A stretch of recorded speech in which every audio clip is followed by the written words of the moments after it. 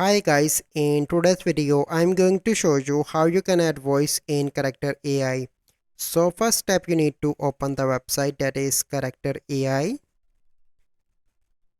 So once that website is open, you need to log in into your Character AI account. So here you can see that I already log in, and then you simply need to click on create. Here you can see character and voice, click on voice.